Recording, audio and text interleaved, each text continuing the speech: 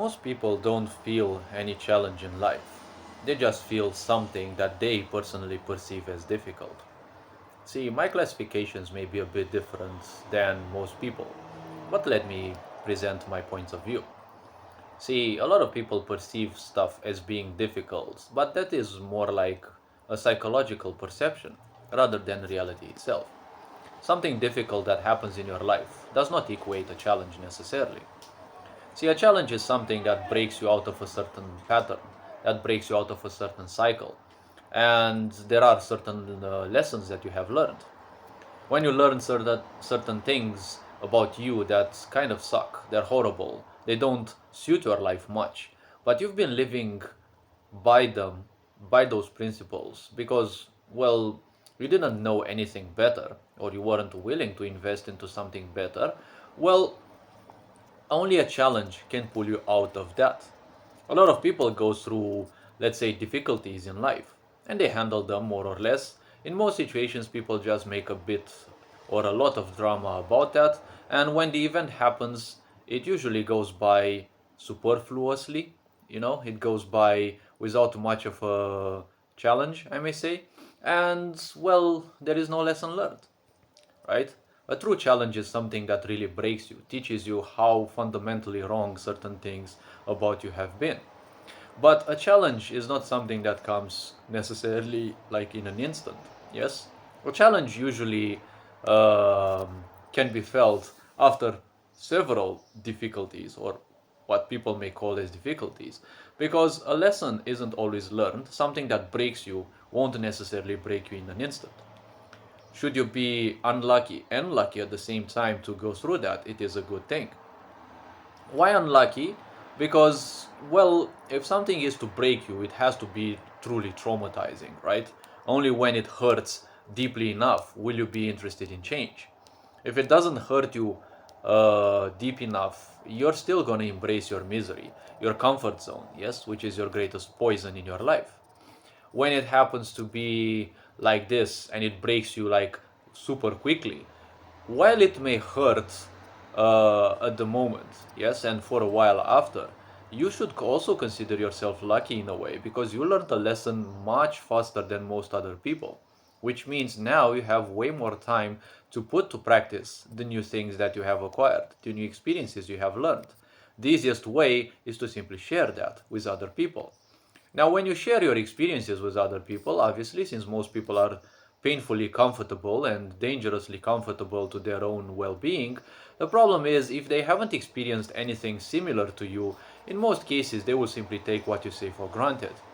Never forget that whatever experience you present to people, yes, whatever you talk about your life, if they haven't experienced anything similar, it's gonna be at most some bedtime story. Yes? If they're not that ignorant, well, it's gonna be something that may help them. Yes? Yet again, without the experience, it's not gonna count that much. But it's gonna count definitely for people who have experienced probably not as much trauma as you did in that respective field, right? So, at many times, people need to go through multiple of the same difficulties, right? So that they can say that finally they have succeeded in a challenge. Yes? Many people will go through multiple shitty relationships before they realize their value, right? They need to go through that painful aspect of always abiding by someone else, of always, sacrificing your time, your resources from someone else, just to realize in the end that the pattern was always about people that when you draw the line, you're technically not losing shit. There are those who are losing your attention, your resources, the effort that you can put for them, right? Even your presence, maybe, right? So when there is literally nothing to lose, why would you even waste any more time in there, right? That is definitely not the only person in the world. But the comfort behind the fact that you're not gonna find someone else obviously is gonna sabotage you.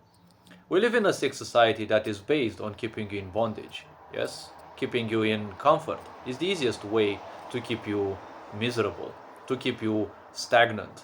Because the problem is, we're also burst in a huge generational shift.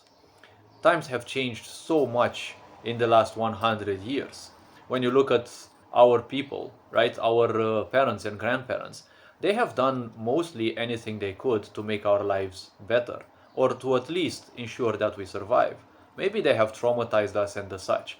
But when you look at them beyond a certain age of yours, your parents will be less and less useful because they will most likely, and not always, but in most families, in most situations, they will still be stuck in their old ways. Yes, in their old insecurities about times that have long since gone, right? We live probably in a completely, you may probably live in a completely different environment, right? You still live in the same country, but let's say governing ethics have changed, like for example in Eastern Europe. But your parents are still stuck in how things were in the Soviet age, right? They will still whine about that. They will still complain about things like that. You know, a lot of people also are too lost in their own pains and traumas.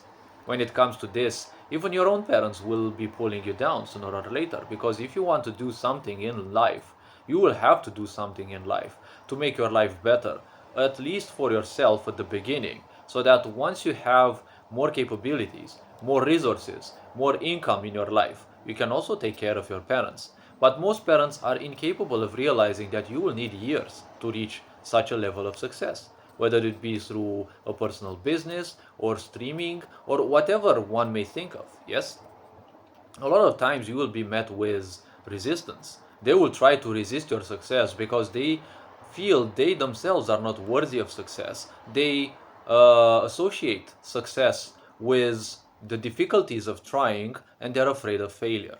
Yes, that is the problem, because people who are afraid of failures, well, fear is a very powerful attractor. So you will attract more or less, let's say, what you fear, right? Because by not doing anything, you are technically becoming a failure. You're embracing the idea of becoming a failure. So that is why I'm saying we live in a sick world where everyone is not doing shit for themselves. Everyone seems to be like, look at how incapable most people are at socializing, right? Their quality is literally trash. They can barely socialize. They can barely pull their nose out of their screens, right? And when you talk to them, it's like their IQ is not capable of anything greater than the few religious scribblings they have read, the few movies they have seen, the few video games they've played, the few documentaries or news broadcasts they take their education from, and that's it. You end up thinking that if these people in a sick society are not allowed free speech, it's not going to be a tragedy for society, right? Because with such people with such a low quality, whatever they speak is going to be nonsensical in most of these situations, right? Now, I'm not saying anyone should impose this, but when a lot of people's quality is so dim, you wouldn't be surprised that politics and everything in the world is going the way it is, right? Because the majority always decides, whether through its conscious actions or through its comfort and therefore unconscious stagnation.